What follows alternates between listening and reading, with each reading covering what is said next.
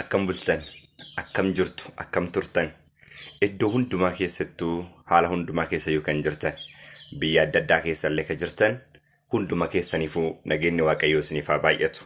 Nagaa keessanii karaa addaatiin Waaqa keenya gaarii goonee galateeffanna. Kunuunsa jaalalaa inni nu godheef. Ganama kanas yeroo kanas haala keessa jirrutti fuula Waaqaatti akka dhiyaannuuf Waaqa jireenya nuu kenne, Waaqa carraa jiraannee isa arguu nuu kenneef jechi adda biraa kan ittiin isa ibsinu hin jiru. Galataan ala maqaan isaa bara amma bara baraatti ardiif samii gubbaatti kan galateeffame haa ta'u jedhaati.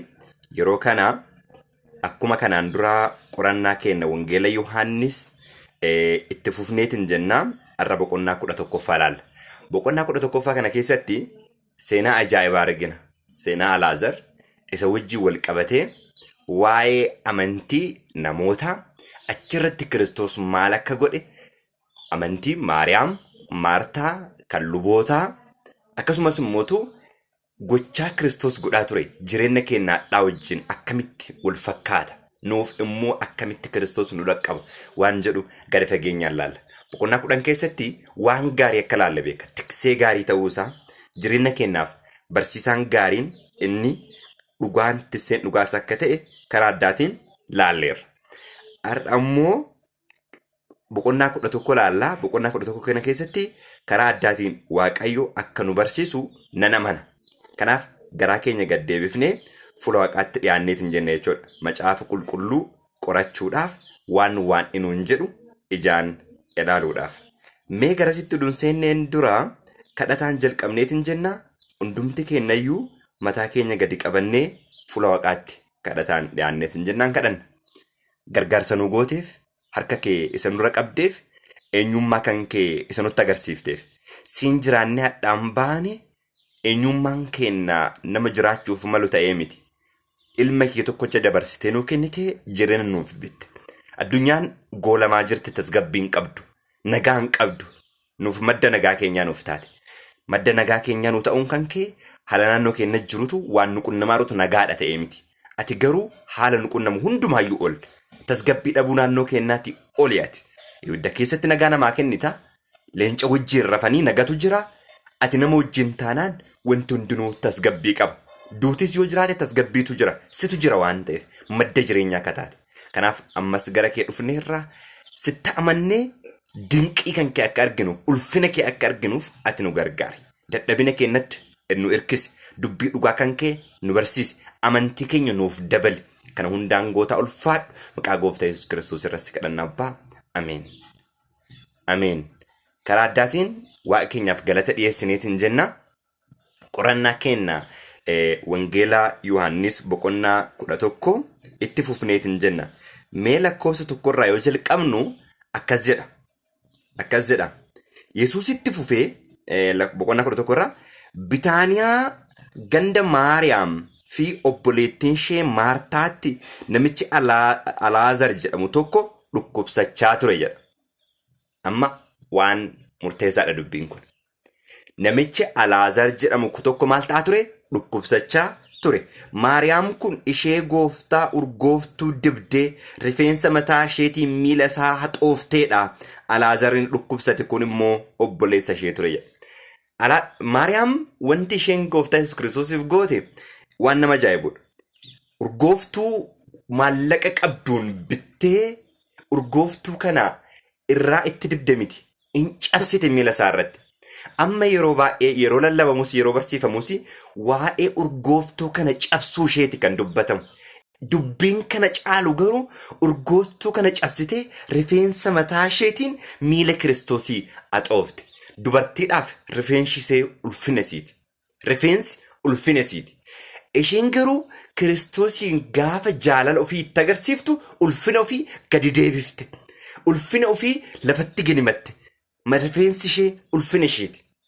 Akka amma bara kana keessatti namoonni dubartoonni yeroo baay'ee rifeensa barbaadan muratanii barbaadan akka dhiiraa godhuuf yaalu. Kun salphina akka macaafa qulqulluutti dubartiin rifeensi ishee ulfina isheeti.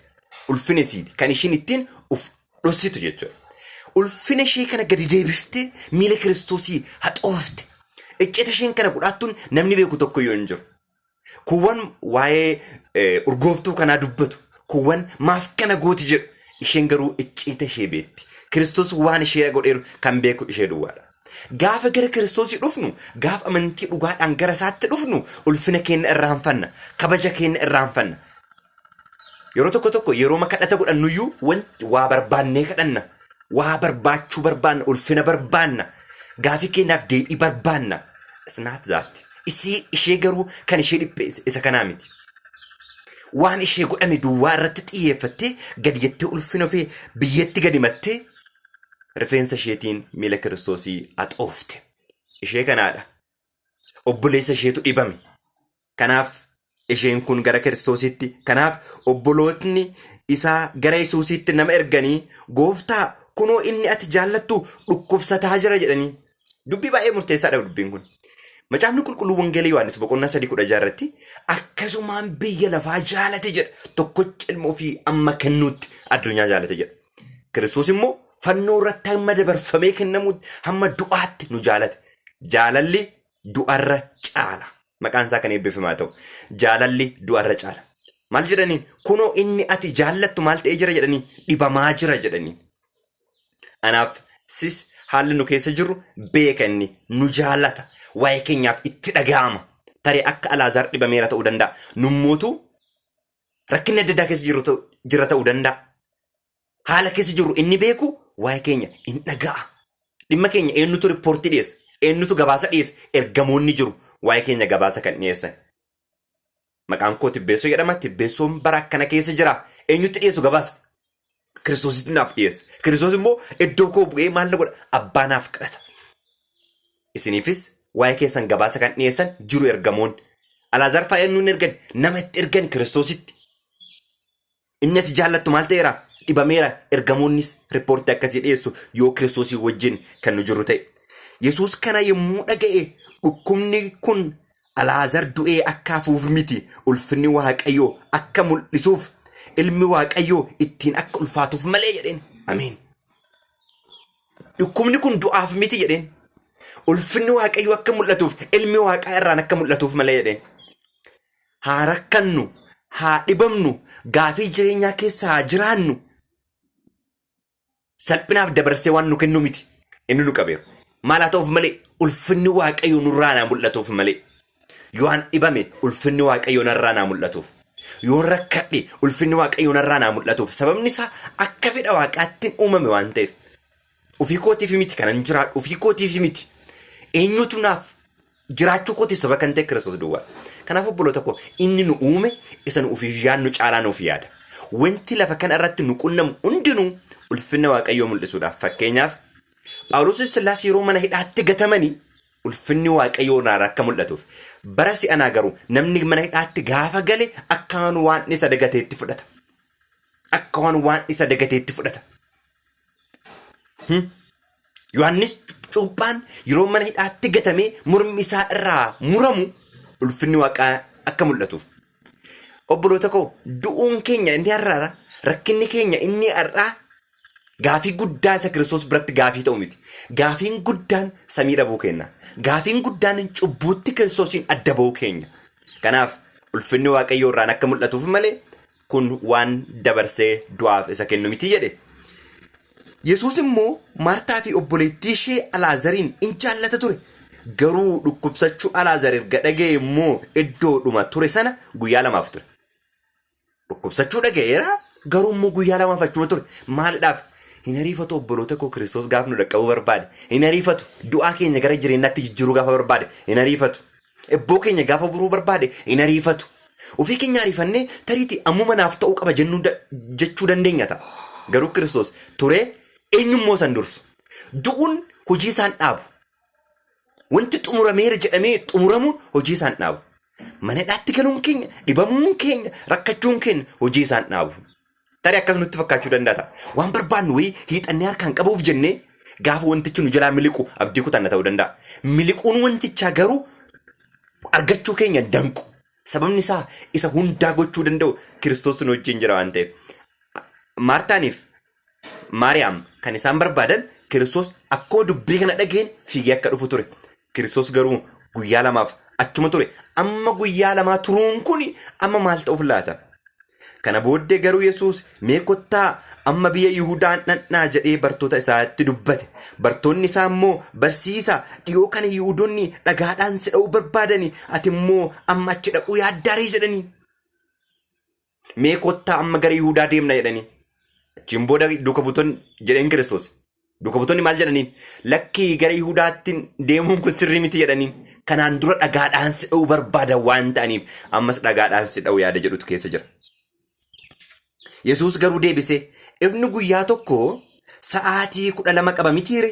Namni guyyaadhaan adeemu ifa aduu waan arguuf hin gufatu. Namni halkaniin adeemu garuu ifa of keessaa waan hin qabneef hin gufata jedheen. Ifni guyyaa sa'aatii meeqa qaba jedheen? 12 qaba jedheen. Daangaatu jira jechuudha. Sa'a 12 booda maaltu dhufu? Dukkanatu dhufu. Kanaaf iddoo biraatti Kiristoos maal jedha? Wangeela Yohaannis boqonnaa 9 keessatti otoo ifti jiru, otoo yeroon jiru hojii koo hojjechuun qaba. Yeroo namni tokko ittiin hojjenne dhufa jedheen. Daangaan ifaan dhufa jechuudha. Iftiin dhaabata jechuudha. Sa'a 12 qaba jechuun yeroo murtaa'etu jira kaniifu jechuudha. Kiristoos yeroo murtaa'aa lafa kanarratti hojjeta ture. Achiin booda maal ta'a ture Kiristoos? In deema ture. Dukkanatu qabata ture lafa. Kanaaf guyyaadhaan namni deemu maal hin ta'u jedheen? Hin gufatu jedheen. Achi deemuun kunis nan deema guyyaadhaan yerootti deemuu qabutti deema jedheen. Yerootti deemuu qabutti, yerootti hojjechuu qabutti achi dhaqa jedheen. Dhagaadhaan yooma kan rukutannis ta'anis obboloota koo yerootti deemuu qabnutti deemuu qabna. Yerootti lallabuu qabnu lallabuu qabna. Yerootti kadhachuu qabnu kadhachuu qabna. Yerootti waa raawwachuu qabnutti raawwachuu qabna. Yeroon sun darbinaan tariitii dukkanatu dhufa. Yeroon itti eenyullee waan hojjechuu hin dandeenyetu dhufa. Kanaaf Kiristoos akkas jedheen guyyaan sa'aatii 12 qaba jedheen. Namni guyyaadhaan deemu ifaan deema jedheen. Gaafa dukkana keessa deemnu namichi baay'ee yeroo waa'ee dukkanaa dubbatu maal jedheeni? Namni halkaniin adeemu ifa of keessaa waan hin qabneef hin gufata jedheen. Ifa bakkeedhaa ifuu miti. Of keessaa ifa dhabaachuun keenya dukkana keessa deemuu keenya mul'isa obboloota koo. Ifni nu keessa jiru eenyudha? Kiristoos Qolaasiyaas 1:27 irratti. Christ in you the hope of glory isa jedhu sanii jechuudha. Kiristoos isa isin keessa jiru. Kanaaf yoo Kiristoos nu keessa hin jirre dukkana keessa jirra jechuudha. Obboloota koo Wangeela Yohaannis 8:12 irratti ilaallee turre. Amma biyya lafaa keessa jirutti ani ifa biyya lafaati jedha. Namni ana duukaan buune dukkana keessa deddeebi'a jedha obboloota koo. Kiristoosin keessa deebuun ifa nuufis Kiristoosis dhugaa keessa deddeebi'aa ture yeroo saniif waan ta'eef. Lakkoofsa 11 irraa akkas jedha. Yesuus kan erga dubbatee booddee Alaazaar firri keenya rafeera ani immoo dhaqeen isa dammaqsaa isaaniin jedhe. Alaazaar maal ta'eera jedheen? Rafeera jedheen. Eenyutu hime akka Alaazaar rafe? Eenyutu hime? Wangeela Yohaannis boqonnaa 1 keessattis yeroo waa'ee Naatinaa'el dubbatu utoo ati gara kootti hin dhufini muka harbuu jala teessee si arge jedheen. Eenyutu hime? Obboloota koo ergamoonni yeroo lafa kanarratti ture Kiristoosiin karaa addaatti maal godhaa turan? Tajaajilaa turan. Kanaaf waa'ee wangeela uumaa boqonnaa 28 irratti masalaalii kortoo ergamoonni irra ol kuraa gadi bu'an nan arge jedha. Kortoon kun eenyu ture? Kiristoos ture. Ergamoonni Kiristoosiin irra ol bu'aa gadi deebi'u turan. Dhimma jiru hundumaa Kiristoositti riippoortii dhiyeessu turan. Yeroo Kiristoos dadhabe isa gargaaru turan lafa kanarra yeroo ture. Guyyaa 40 halkan 40 yeroo inni soomee dadhabe ergamoonni maal godhan ture? Isa jajjabeessan turan. Kanaaf ergamoonni isa tajaajilaa turan. Akka Alaazaar tu'e itti himan jechuudha. Akka macaafni qulqulluun jedhutti isa lafa kanarratti yeroo tureetiin jedhe kadhataan abbaa wajjin konnekshinii addaan hin cinne qabaa ture waan ta'eef ergamoonni karaa addaatiin isa gargaaru turan. Addas yoo samii wajjin konnekshiniin kenna yeroo hundumaa kadhataan macaafa qulqulluu dubbisuudhaan kan eegamu ta'e gufuun miila keenya akka hin dhoofneef ergamoota isiniif abbooma jedha. Ergamoonni nuuf abboomaman kanumatu raawwataa ture Kiristoosiifis. Kanarratti bartoonni isaa yaa gooftaa yoo rafeera ta'oo hin fayya jedhaniin. Obboloota koo duuti addaa irriba. Dogongorri guddaan barumsi lafa kanarratti raafamu namni adda yoo du'e adhuma kun gara si'oolii deema adhuma kun gara iddoo jennee gannatii deema jedhanii barsiisu. No macaafni qulqulluun kan inni jedhu Kiristoosis kan inni jedhu asitti rafeera. Yoo duune adda sun maal taaneera? Rafneera. Irriba jedhama. Du'uu ka jedhamu. Du'a isa lammataati. Eenyutti adda ba'u? Samiitti adda ba'u. Mee Kiristoos waan inni jedhe argina. Rafeera jecha jedhu kana yoo rafeera ta'e yoo nu maal ta'a jedhanii hin ka'a jedhanii. Yesuus akka Alaazaar du'e isaanii dubbate. Amma rafeeraa kana isaan hubachuu dinnaanii inuma du'eeraa bar jedheen. isaanii dubbate. Isaan garuu waa'ee rafiitii irribaa waan dubbate isaanitti fakkaate. Kanaaf Yesuus mul'inatti Alaazaar du'eera isaaniin jedhe. Isin amanuu akka dandeessaniif bagaan achi hin jiraatinii. Amma garuu kottaa gara isaan dhaqnaa. Isas maal goona jedheen?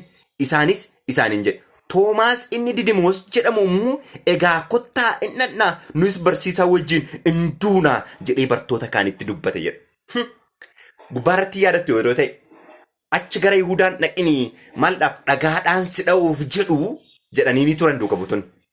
Yoo achi dhaqan akka isaan yaadanitti dhagaadhaan dhaaman. Induu jechuudha. Kana booda Toomaas maal jedheen? Kottaa isa wajjin dhaqnaa yoo duunes isa wajjin duunaa jedheen. Kottaa dubbii waaqaatti qabamna har'as waamicha innis ni godhu. Waamicha naafis ta'e har'a. Gara dubbii gooftaa Kiristoositti qabanna yoo duunes isuma wajjin duuna. Kiristoos ilma waaqaa akka ta'e lallabna yoo duunes isuma wajjin duuna.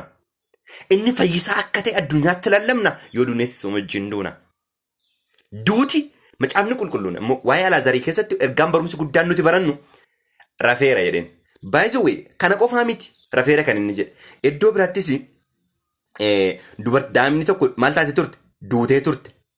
Wangeeluma Yohaannis Maatewos boqonnaa 9 lakkoofsa 30 asiin deemnaa intalattiinoo hin duune rafuutti jirti malee isaaniin jedhe. Waa'ee dubartii tokkotti duutee turte. Ammas Kiristoos maal jedhe dubartii kanaanis? Rafuutti jirti jedheen.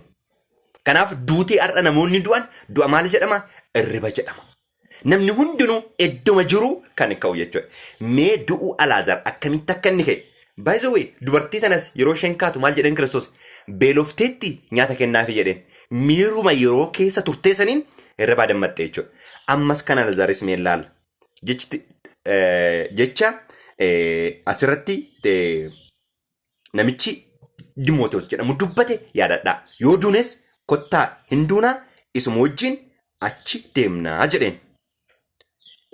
Lakkoofsa 17 irraa Toomaas jechi jiru kun anaafis isiniifis jecha baay'ee murteessaadha. 17 irratti Yesuus yommuu achi ga'e Alaazaar du'ee erga awwaalame guyyaa 4 ta'uu isaa bare. Ammas du'ee guyyaa 4 ta'uu isaa hin bare namni itti himne.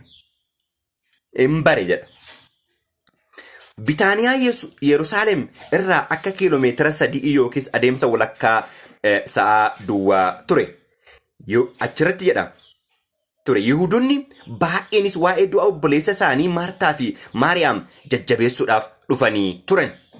Maartaan dhufa Yesuus dhageessee gadi baate. Maariyaam garuu mana keessa hin teesse turte. Maariyaam iddoo san teesse turte. Tasgabbooftee ma eegaa turte. Maartaan garuu fiiddee gara isaatti hidhatte. Maartaan yemmus Yesuusin gooftaa utuu ati jiraatte obboleessi koo hin du'u ture. Ammayyuu immoo waanuma ati kadhatte Waaqayyo akka siif kennu nan beeka jette. Amma dubbiin guddaan as jira kun olaala. Otooti dhufuu turuun kan kee du'a obboleessa keenyaatiif sababa ta'e garuu ammas waan tokko beeka jette. Waan ati kadhatte Waaqayyo akkasiif godhu beeka jette. Ammas wanti haaraatti ta'uu hin danda'a jette. Ammas waan haaraa gochuu dandeessa jette. Sababni isaa yoo ati kadhatte abbaan kee waan ati kadhatte siif kenna waan ta'eef jechuudha amante. Ammumayyuu jedhe. Ammumayyuu obboloota koo dhimmi keenya du'eera yoo ta'e dhimmi keenya xumurameera yoo ta'e tariitii abdii kutannaadhaan gara xumuraatti dhufaarra yoo ta'e ammumayyuu abduu hin jira. Ammumayyuu waa'ee keenyaaf Kiristoos mirga abbaasaa dhaabbateera. Ammumayyuu waa'ee keenyaaf Kiristoos harka isaa badhisee jira. Ammumayyuu dhimmi keenya banamuu danda'a. Dhimma maaliiti? Yoo dhimma kana jedhu baay'een keenya dhimma lafa kana irratti milkaa'uu, dhimma lafa kana irratti bakka adda addaa ga'uu ta'uu danda'a. Okay, innis inuma raawwata ta'a. Garuu inni jalqaba Kiristoosii wajjin walitti araaramuun keenya akka ijoollee isaatti nu laakka'uun isaa ammas hin jira. Gaafa gara isaatti dhufne karaa isaa wanti hundinuu nuuf ta'a. Ammayyuu garuu jetteen ammayyuu immoo waanuma ati kadhatte Waaqayyo akkasiif kennu nana mana jette. Jecha kana sammuu keessatti qabadhaa gadi dhufnee ilaalla waan ta'eef. Yesuus immoo obboleessi kee hin ka'aattiin jedhe. Maartaan immoo deebiftee guyyaa isa dhumaatti yeroo warri du'an du'aa ka'ani akka inni ka'u nan beeka jetteen. Dubbii tokko amanti Maartaan namoonni akka du'aa ka'an beekti. Kanaaf gaafa sini akka inni ka'u nana mana jetteen. Yesuus garuu du'aa ka'uun jireenya anatti amanuu namni anatti amanu yoo du'eyyuu in jiraata jedhe. Amma kana ilaalame. Kiristoos dubbiin isin dubbadhu jedha Wangeela Yohaannis 6:63 irratti. Jireenyas hafuuras jedha. Yoo duunee jiraanne Kiristoositti amannaan inuma jiraanna. Sababni isaa duuti lammataa nurratti aboon qabu. Du'a kan jedhu Kiristoos du'a isa lammataati. Isa kana du'a jedhee lakkaa'u, irriba jedhee lakkaa'u. Obboloota koo akkasitti akka hubannu Waaqayyo nu haa gargaaru. Har'a waa'ee namoota walajjeesanii yaadnee baay'ee dhiphanna ta'uu danda'a. Dhugaadha. Maatiin isaanii isaan dhabu nama dhiphisa. Kiristoosis argee gaddee boo'eeraaf asirratti ilaala. Garuu dhiphina isaaniitiif gaddeef malee du'a Alaazariif miti. Alaazariin ka'a waan ta'eef. Arrasa namoonni har'a du'aaran yoo dhugaatti jiraatan yoo karaa qajeelummaa irratti du'aa jiraatan in kaafamu. Waa'ee isaaniitiif gadda hamaa keessa dogongora keessa akka hin seenne namoota akka hin jibbine waa'ee du'uu isaaniitiif namoota irratti ilaalcha hamaa akka hin qabaanne. Kanaaf irra fe'e jedheera.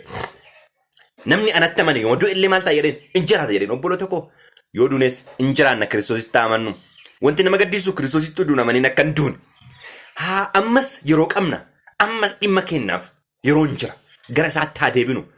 Duuti nurratti aboon qabu gaaf Kiristoositti amanna. Akkas jedheen Phexroosiin. Ayinu naan jettan jenna ati qulqulluu ilma Waaqa jiraataati jedheen. Kana fooniif dhiigni sitti himne erga jedhee ka'een boodatti duutii san danda'u jedheen bantuu isaaf kenna. Duuti aboo isarratti hin qabu jedheen. Kiristoos ilma Waaqa jiraataati. Kana gaafa amanne duuti nurratti aboon qabu. Maqaan isaa kan eebbifame haa ta'u. Du'aa ka'uun ana jedhe namni anatti amane jireenyaan jiraata jedheen. Utuu jiruu kan anatti amanu hundinuu immoo bara baraan hin du'u.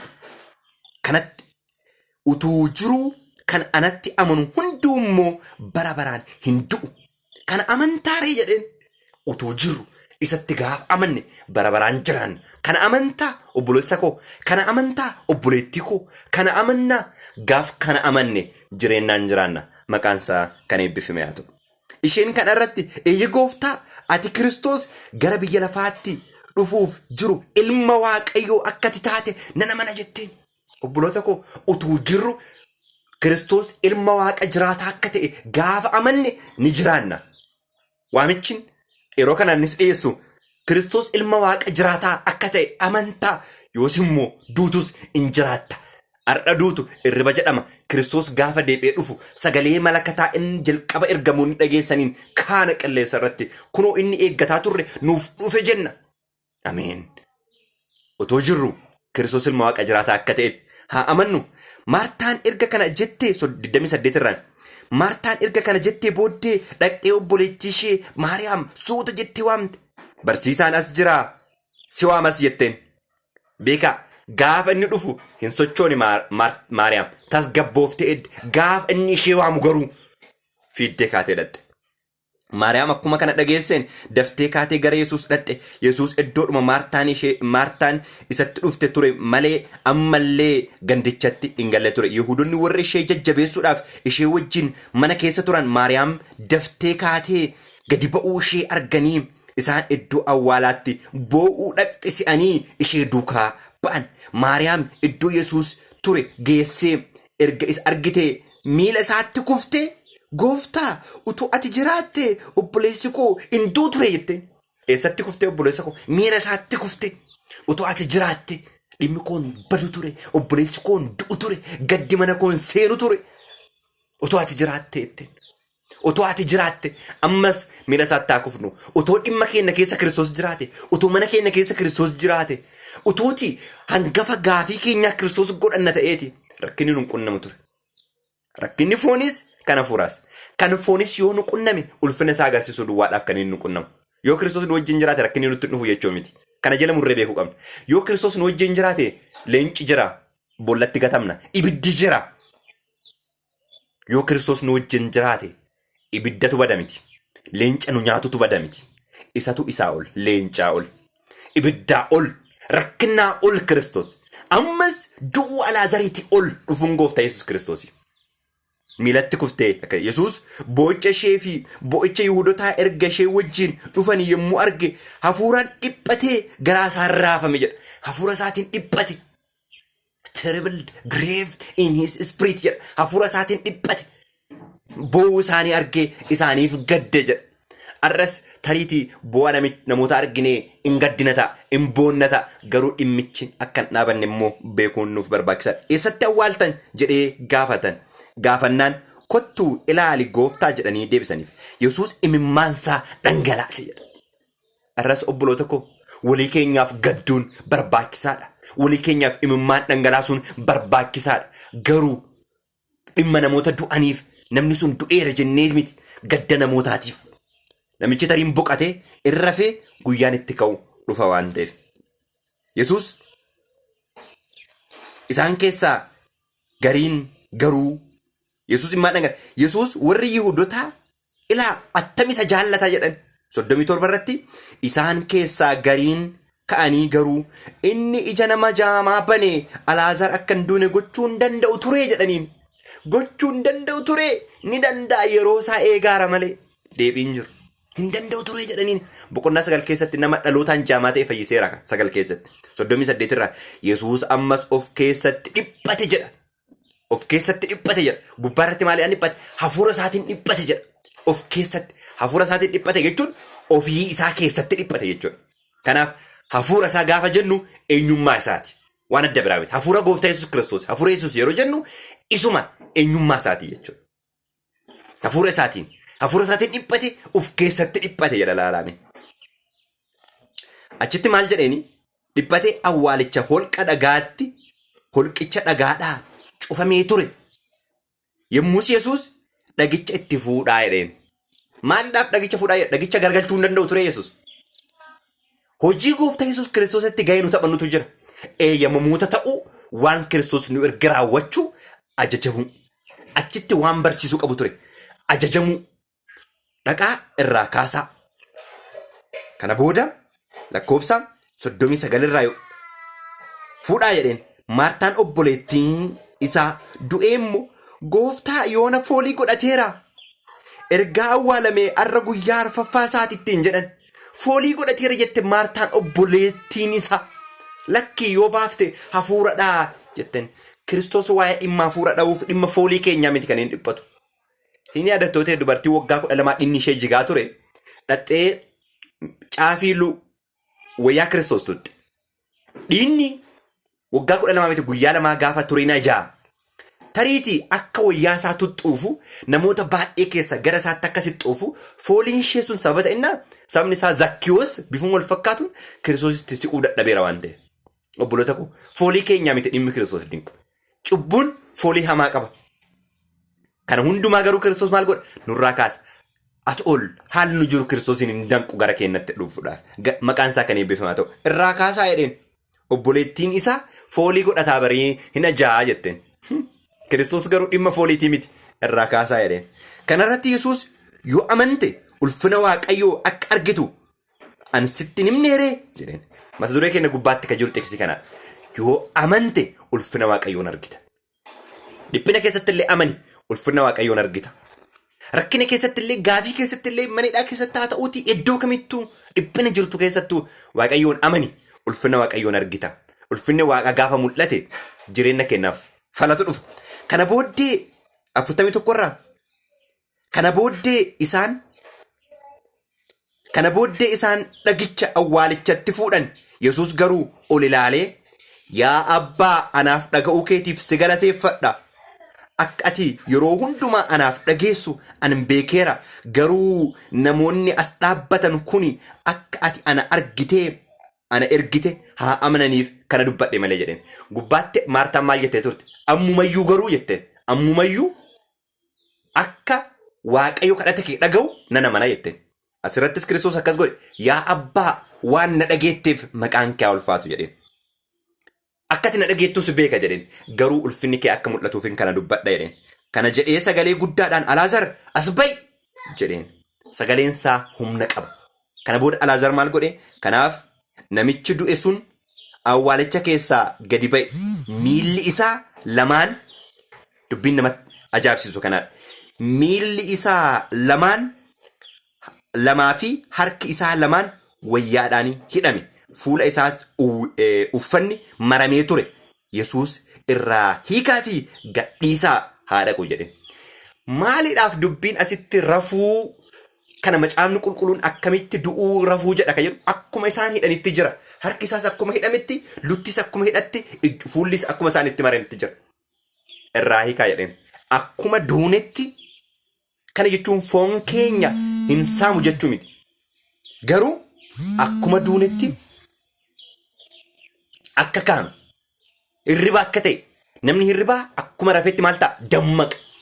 Akka dammaqu macaafni keenya qulqulluun lafa kaa'a. Alaazar hirribaa dammaqe maqaansaa kan eebbifame haa ta'u. Irraa hiikaa jedheen haa dhaqu. Lakkoofsa 45 amma 57tti kan arginu waan ajaa'ibaati waan bira. Erga Kiristoos dinqii kana raawwate dinqii kana raawwachuun isaa maatii isaatiif Alaazariif tokko Maartaaf Maariyaamiif namoota naannoo san jiraniif madda amantii yeroo ta'u geggeessitootaaf garuu isa ajjeesuudhaaf marsaa isa dhumaa isa itti duloon isaanii yookaan xoofoon isaanii itti guute ta'e. Maaliidhaaf geggeessitoonni Kiristoosin hubachuu maaltu isaan jaamse? Sababni isaa Kiristoosin kan amanuu barbaadan akka ofii fedhanitti, akka inni ilma waaqaa ta'etti duuntaan akka ofii barbaadanitti amanuu barbaadan. Har'as wangeela akka ofii barbaadnutti hubachuu barbaadna ta'e jaamiin ija keenyaa dabalaa deema. Lakkoofsi 51:45 amma 57tti kan jiru itti aansee dubbisee waan gabaabaa tokko jennee dhaamna. Yihuudoonni gara Maariyaam dhufan keessaa baay'een waan Yesuus hojjete arganii amanan. Kun oduu gaariidha. Baay'een isaanii Yihuudoonnummaan kan arganii maal godhan amanani. Tokko garee tokko. Gareen lammaffaan isaan keessaa kaan immoo gara warra Fariisotaa dhaqanii waan Yesuus hojjete himani. Kun warra oduu odeessuudha. Ofii isaaniitti waan godhan hin qabani. Dubbiin isaan hin jijjiiru oduu odeessuu qofaadha. Gartokkeen warroota Yihuudootaa irratti xiyyeeffataa hubadhaa. Warra Yihuudootaa keessaa gariin tokko maal godhan baay'ee amananii fayyan. Gariin immoo dhaqanii waa'ee kana odeessan eenyutti warra waa godhuu danda'utti. Kana irratti luboonni warri hangafoonni fi Fariisonni yaa'ii warra Yihuudootaa walitti waamanii waa'ee namicha milikkita baay'ee agarsiisaa jiru kana maal gochuun nuuf wayya jedhani. Akkanumatti yoo itti dhiifne namoonni hunduu isatti amanu warri Roomaas dhufanii mana qulqullummaa keenya saba keenya nu duraa fudhatu jedhani. Dhimmi isaan dhiphisaa ture materialism. Waa'ee saamamuu isaaniiti, waa'ee qabeenya isaaniiti, waa'ee jireenya isaaniiti miti. Dhimmi Kiristoos godhaa garuu dhimma jireenya bara baraati. Argitanii dhimma jireenya bara baraati. Dhufanii nu saamu jedhanii nu fayyisaa. Maal fayyuun isaanii saamamuu qabeenyaarra isaan miidhe. Arras biyya keenyattis kan taa'u isa kana. Addunyaa guututtis kan taa'u isa kana. Qabeenya keenyatu saamamaa. Lakki ulfina keenyatu miidhama. Nu saamu. Kanaaf maal gochuu qabna? Deemnee loluu qabna. Kana dhaabuu qabna. This is not the case. Dhimma kanaa miti obboloota koo. Dhimma fayyuu jireenyaati. Wangeelli nuti lallabaaru wangeela fayyinaati malee wangeela qabeenyaati miti. Wangeela daangaa biyyaa eeguuti miti. Wangeelli nuti lallabaaru wangeela daangaa dhugaa eeguuti. Wangeela eenyummaa Kiristoos iddootti eeguuti malee wangeela garee qabannee ittiin lollu miti. Har'a namoonni raajii lallabne jedha. Waa'ee raajii dubbatu alaabaa kaan qabatanii ka biyya tokkoo qabatanii waaqa Kiristoos kana naan jedheera jedhu. Warra isaan faallaa isaanii dubbataaru sanuu isaan ka Kiristoos miti. Yoo namni tokko lolaa jiraate ati ofii moo'uudhaaf Kiristoos yoo waamatte inni ati moo'uuf jettu sunu isa Kiristoos hin uumne. Waa'ee fakkeenyaaf biyya Sooriyaa biyya lolaa Sooriyaa wayii nuti uume. Obboloota koo wangeela faallaa danqine akka ofii lallabuu barbaannutti akka ofii dhaga'uu barbaannutti akka namoonni itti nu dhaganitti akka lallabnu. Kun du'aaf nu saaxila jaamummaadhaaf nu saaxila. Fariisonni akka ofii dhaga'uu barbaadan duwwaatti dhaga'uu barbaadu. Namoonnis waan gurra isaaniitti tolu qofa dhaga'uu barbaadu. Kanaaf maal jedhanii lallaban asirratti namni kun yoo akkanitti itti fufe namni baay'een isaan amana. Warri Roomaa dhufee immoo maal godha? Yoo dhugama amantiitti deebi'ee namni dhimma lafaan irraanfata. Jikki isaan jiran dhugaa. Yoo Kiristoositti amanan warri Roomaa dhufuu danda'a. Isaan saamuu danda'a. Sababni isaa isaan dhimma lafaati miti kan isaan dhiphatan. Dhimma samiiti waan ta'eef. Garuu warri Roomaas fayyuu danda'u. Fayyuma gooftaa Kiristoosii arganii. Lafan saamu Kiristoosiin garuu argachuu danda'u. Maqaan isaa kan eebbifamaa ta'u. Ija keenya isaarraa akkan kafanne garee sadi ilaalle. Gareen tokko warra dhagee fayye, gareen tokko warra odeessu, gareen tokko mootu warra Kiristoosiin qabuudhaaf xaxaaxatu. Wanti nama gaddisiisu immoo kunniin hundinuu Yihuudootaadha. Namni gareen kunniin sadiinuu. Har'as mana waaqaa keessa kan jiran gareen kunniin sadiinuu jiru. Gareen dhugaa amanee akka amanetti fayyuu barbaadu. Gareen oduu qofa odeessuu barbaadu. Gareen waan nu jenne malee ka biraan ta'u jedhu. Waan nu jenne malee akkatti nu dubbanne malee kabiraan ta'u yoo kallattii sanii ati dubbatte morma si qabu barbaadu sis. Kunniin warra diina dhugaa awwaaluuf barbaadu. Waaqayyo kana jalaa nu haa baraaru. Garee kam keessa jirraa adda baafachuun keenya baay'ee barbaachisaadha. Isaan keessa tokko Qayyaafaan inni jedhamu waggaa sanatti hangafa lubaa ture. Inni isaan homaayyuu hin beektan. Isin homaayyuu hin beektan. Sabni guutummaatti dhumu mannaa namni tokko sabaaf du'uun akka isaaniif ooyyu in hubattanii isaaniin jedhe. Inni dubbii kana of keessaa fuudhee hin dubbanne. Waggaa sanatti hangafa lubootaa waan tureef Yesuus saba sanaaf du'uu akka jiru raajii dubbate. Utuma hin beekin maal ta'e raajii dubbate. Nama hundumaaf du'uu qabu. Saba sana duwwaadhaaf utoo hin ta'in ijoollee Waaqayyoo warra biyya adda addaatti bittinnaa'an tokkummaatti walitti qabuudhaaf du'uun hin taaf ture. Anaafis siifis du'uun gooftaa Kiristoosii fala ture. Utoo hin beekin Qayyaafaan raajii dubbate. Maqaan isaa kan eebbifamaa ta'u. Kanaaf jarri guyyaa sanaa jalqabanii Yesuusin ajjeesuudhaaf murtoo godhatan. Raajii akkasii hojjechuun gooftaa Yesuus Kiristoosii baay'eedhaaf fayyina mana Maariyaamiif oduu gammachuu Yihudoota baay'eedhaaf fayyina gaariif ammoo du'a isarratti maluudhaaf diina gooftaa Yesuus Kiristoosii ta'uudhaaf saba ta'eetiin jedha. Kanaaf obboloota kun yaanni isaa asumarratti murama gara dhumaatti maal jedha 57 irratti luboonni warra hangafoonnii fi fariisonni Yesuusin qabachuudhaaf namni iddoo inni jiru beeku akka isaanitti beeksisuuf abboomamaa turan jedha. Obboloota kun dhugaan jireenya keenya jijjiiru yoo ta'e ballummaa keenya baay'isa. Dhugaan jireenya keenyaaf falan kennu yoo ta'e ballummaa keenyatu itti dabalaa deema. Duudummaa keenyatu itti dabalaa deema. Ifa nuuf kennameen yoon fayyadamne dukkanaa ummatu baay'ataa deema. Sababni isaa namni ifa keessatti ifa arguu dadhabe gaafa ifti ka'e dukkana cillimiitti ta'a waan ta'eef. Kanaaf adda oduu Kiristoos jiru gara isaatti amannee akka jiraannu Waaqayyo kadhageenyu nu haa eebbisu. Eebbifama boqonnaa 11 keessa waan ajaa'ibaa akkasiin argitan nana mana ofii keessan irra deebaa dubbifadhaa. Boqonnaa 12 yeroo biraan walitti deebinutti Waaqayyo isin wajjin haa ta'u. Eebbifama kadhata gabaabaa goonee xumurra. Isa nu gargaarteef isa nu wajjin turteef maqaan kan kee haa eebbifamu. Ammas dhimma keenyaaf ganaa yeroo akka qabnu harka araaraa kee akka nu badhiifameeru beenne uduma lubbuun jirru Kiristoos ati ilma Waaqa jiraata akka taane akkasi amannuuf nu gargaari. Yeroo keenyaaf irratti moo'ee dhugaa keetiin akka jijjiiramnuuf humna nu ta'e maqaa gooftaa Kiristoos irratti kadhanna. Abbaa ameen. Eebbifamaa.